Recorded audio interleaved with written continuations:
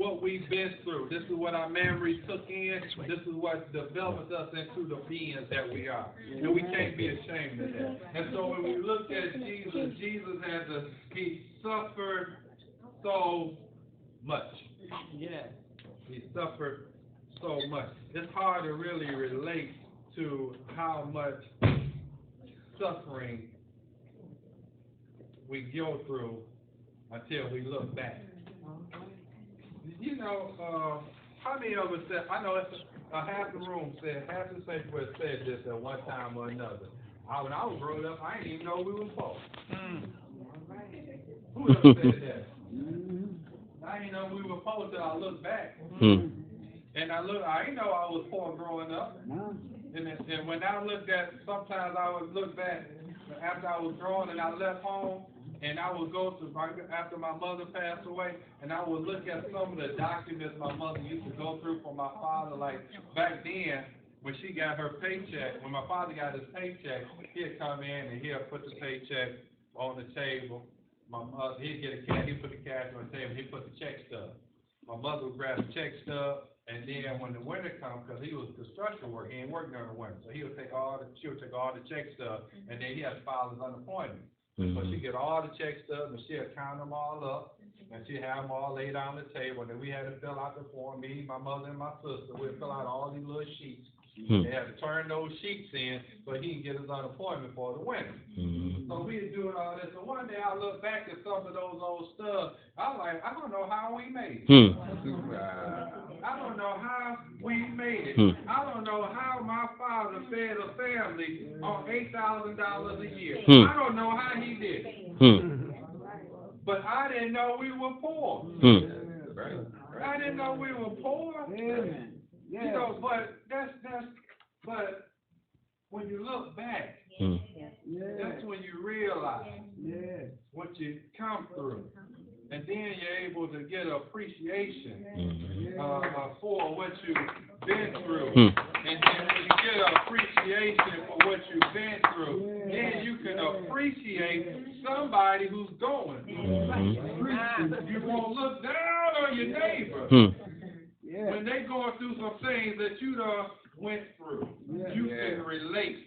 And that will make you a powerful advocate. That will make you a powerful agent. We talked about agents a couple of weeks ago. That will make you a powerful agent, a good Christian, when you are a relatable Christian. So, look at this text.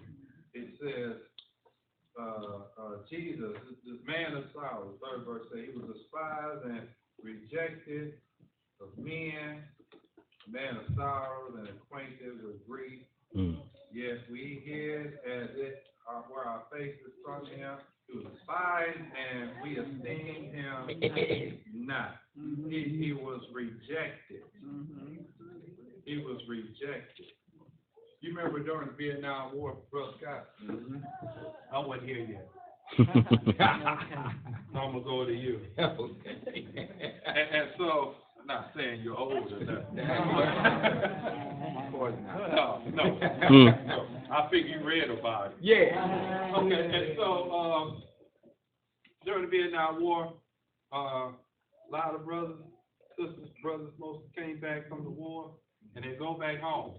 When they got back home, the people act like they didn't know them. They went out to fight for their country.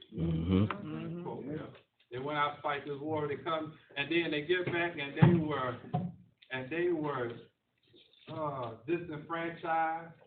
They lost their home. They had nowhere to go. They had all these illnesses. They had all these sicknesses. They had all these things going on that they got, all these addictions and things that they got from being over in the war. But everybody, the United States, the very country, the very folks that sent them over there were the ones that turned their back on them. And so now we still see the residual of it today. You see all these Vietnam vets that's still going through.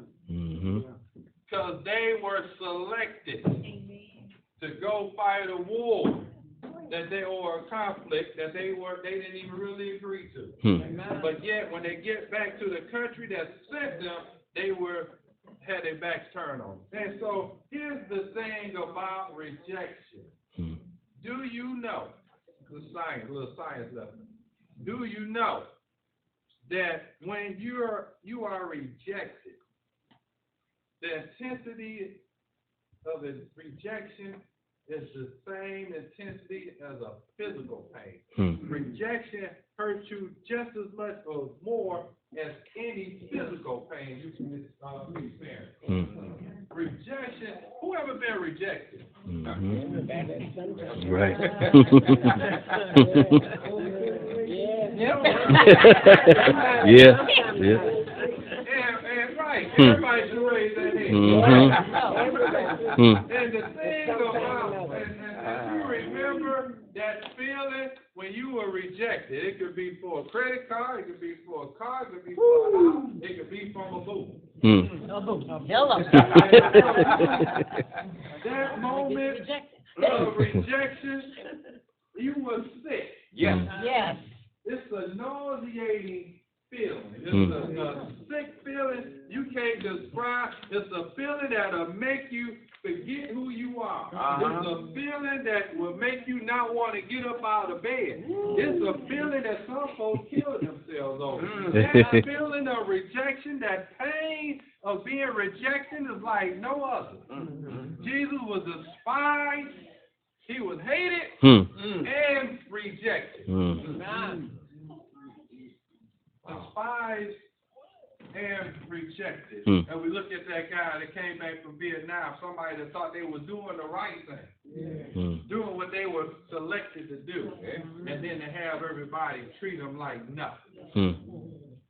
People hate them. How you go fight that war like they have a choice? Jesus felt this pain of rejection. And so he know what it's like to be rejected. He was rejected by his family. He was going home. His family told him, go back to Judea, get out of here. His family rejected him. His own brothers, they ain't want nothing to do with him. His friends rejected him. They told him to get out of here with all that foolish talk. And his disciples, they rejected him. They scorned him, dogged him out in John 6. And so he know how it feels. So when we've been rejected, and we say, Lord, have mercy on my soul. Jesus, I thought I was saying all the right things. I thought I was doing all the right things. But yet they said no. When you take it to him, he know how you feel. Amen. He know how you feel. But you're not talking to a stranger of rejection.